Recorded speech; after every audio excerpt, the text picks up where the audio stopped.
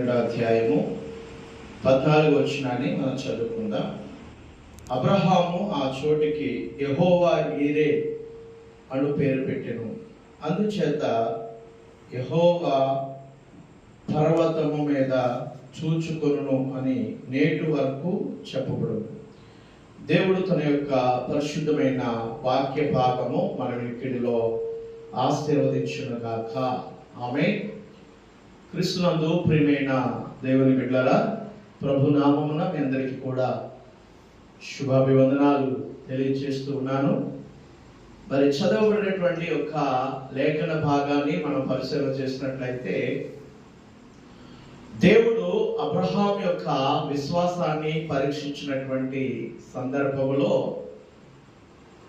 అబ్రహాము ఈ పేరు మరి పెట్టడము జరిగింది. ఈ సందర్భం మనందరికీ కూడా తెలుసు. అబ్రహాముకు ఏకైక కుమారుడైనటువంటి ఇస్సాకు వాగ్దాన పుత్రుడు. దేవుడు వాగ్దానం చేసి అనుగ్రహించినటువంటి కుమారుడు ఇస్సాకు. ఈ కుమారుడు కొరకు అబ్రహాము ఇంచుమించు 25 సంవత్సరాలు నిరీక్షణ కలిగి ఉన్నాడు. దేవుని కార్యము కొరకు కనిపెట్టి దేవుడు వాగ్దానం చేశాడు. వాగ్దానం చేసినటువంటి దేవుడు నమ్మదగిన వాడు.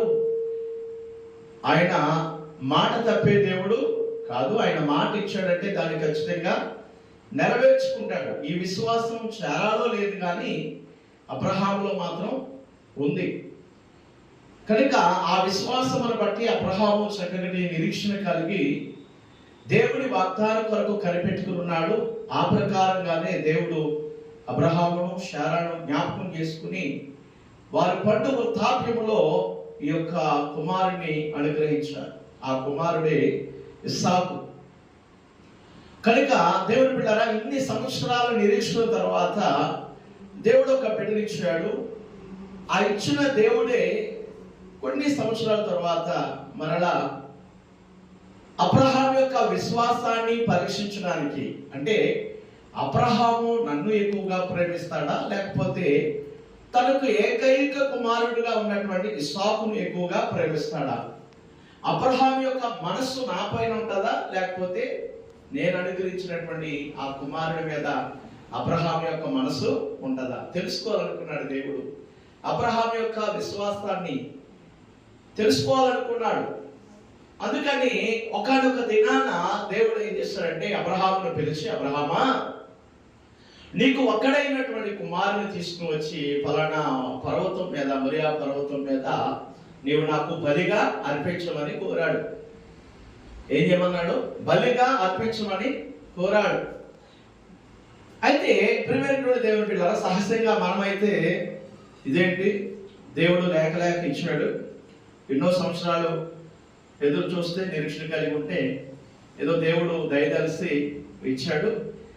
ఇచ్చినట్టు ఇచ్చి మరలా ఆయన ఇచ్చేయమంటాడేంటి, మరలా బలర్పించేయమంటాడేంటి, చంపేయమంటాడేంటి, ఇదేం దేవుడు, ఇదేమో అని చెప్పి మనం చాలా నిరాశపడతాము.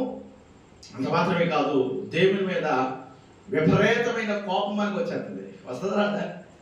విపరీతమైన కోపం. అసలే పిల్లలు లేకుండా ఏడ్చి ఏడ్చి ఏడ్చి ఏడ్చి ఏదో ప్రార్థన చేసి చేసి చేసి చేసి ఉంటే ఏదో కొన్ని సంవత్సరాల తర్వాత ఏదో దేవుడు దయచేసి ఇచ్చాడు ఇచ్చాడు ఇచ్చాడు ఇచ్చాడు ఇచ్చినట్టు ఇచ్చే మరలా వెంటనే ఈ పిల్లోని తీసుకొచ్చి నాకు బలి అర్పించేయమంటాడేంటి, ఈయన ఎక్కడ దేవుడు అని చెప్పేసి మనం కొంచెం కోపపడతాము.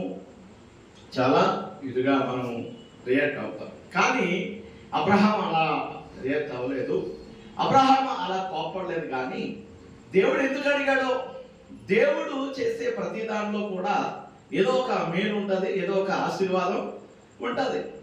అందుకని అబ్రహాము మరో మాటలు మాట్లాడకుండా, ఏమీ ఆలోచించకుండా దేవుడు తనతో చెప్పినటువంటి ప్రకారం అబ్రహాము మరి తన యొక్క కుమారుడైనటువంటి ఇస్సాకును తీసుకుని వెళ్ళి ఆ మొరియా పర్వతం మీద మరి కట్టెలు పేర్చి అబ్రహాము ఆ ఇస్సాకును పడుకోబెట్టి ఆయన్ని దేవుని కొరకు బలి ఇవ్వడానికి తన కత్తి పైకి ఎత్తి కుమారుని నరకడానికి సిద్ధమవుతున్నాడు. దేవుడు ఇదంతా చూస్తూ ఉన్నాడు. చూస్తే ఎప్పుడైతే ఆ ఇస్సాకుని నరకడానికి ఆ అబ్రహాము కత్తి పైకెత్తాడో వెంటనే పరలోకం నుంచి ఒక స్వరము వినబడి, అబ్రహామా ఆగు, ఆ కుమారుని నువ్వు ఏమీ చేయవలసిన అవసరము లేదు, బలి అర్పించవలసిన అవసరం లేదు, ఇందును బట్టి నువ్వు దేవునికి భయపడేవాడు అని నేను తెలుసుకున్నాను. అంత మాత్రమే కాకుండా ఈ కుమారుడి కంటే ఎక్కువగా నీవు నన్ను ప్రేమించేవాడు అని, నా పట్ల భయభక్తులు గలవాడు అనేటువంటి విషయాన్ని నేను తెలుసుకున్నాను. కనుక ఇదిగో నీ కుమారుడికి బదుగా ఆ ఎదురుగా ఉన్నటువంటి ఆ పొదలో ఒక పొట్టేలు ఉంది, దాన్ని తీసుకొచ్చి నీవు నాకు బలిగా ఇవి అర్పించు అని చెప్పారు.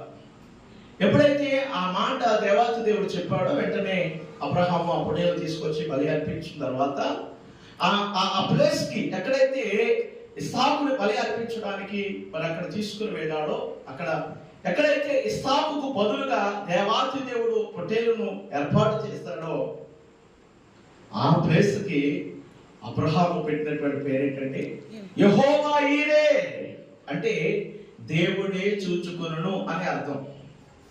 ఏమర్థం చెప్పండి? యెహోవా ఈరే అంటే దేవుడే చూచుకొనును. దేవుడు అబ్రహాము పక్షంగా చేసిన బలమైనటువంటి గొప్ప కార్యం ఇది, అద్భుతమైనటువంటి కార్యం. ప్రియ దేవుని బిడ్డలారా, అబ్రహాము తన యొక్క విశ్వాసాన్ని నిరూపించుకున్నాడు. తన విశ్వాసాన్ని దేవుడి దగ్గర ఏం చేస్తాడండి? నిరూపించుకున్నాడు. ఇదేనా మనం చాలా విషయాలు విశ్వాసంలో పేరైపోతా ఉంటాం. కానీ దేవుడు చెప్పినట్టుగా మనం చేస్తే, దేవుడి యొక్క మన విశ్వాసాన్ని మనం నిరూపించుకోగలిగితే దేవుని ఉన్నతమైనటువంటి కార్యాలు మన జీవితంలో మనం పొందుకోగలుగుతాం. దేవునికి స్తోత్రం చెప్పండి. హల్లెలూయా. కనుక ప్రియులారా చూడండి, యెహోవా ఈరేగా దేవుడు అక్కడ ప్రత్యక్షమై అబ్రహాం యొక్క అవసరాన్ని అక్కడ తీర్చాడు. అలాగే ఈ రోజున దేవుని యందు విశ్వాసము కలిగి, భయము కలిగి, భక్తి కలిగి, పూర్ణ హృదయంతో దేవుని ఆరాధించే వారి పట్ల దేవుడు ఖచ్చితంగా తన యొక్క ఘనమైన కార్యాలు చేస్తాడు. యెహోవా ఈరేగా ఆయన మన పక్షముగా ఉండి మన ప్రతి అవసరాన్ని కూడా ఆయన తీరుస్తాడు. మన ప్రతి అక్కర్లను కూడా ఆయన తీర్చేవాడిగా ఉన్నాడు. కనుక యెహోవా ఈరే అయినటువంటి దేవుని పట్ల మనం విశ్వాసం కలిగి జీవించాలి. ఆయన పట్ల భయభక్తులు కలిగి ఉండాలి. ఆయన కొరకు బ్రతికే వారిగా మనము ఉండాలి. మనం ఆయన కొరకు జీవిస్తే ఆయన మన కొరకు గొప్ప కార్యాలు చేస్తాడు. అబ్రహాము జీవితంలో ఎన్నో ఆశీర్వాదాలు ఇచ్చిన దేవుడు నీ నా జీవితం ఇవ్వడంటారా? ఖచ్చితంగా దేవుడు మన జీవితాల్లో ఇస్తాడు.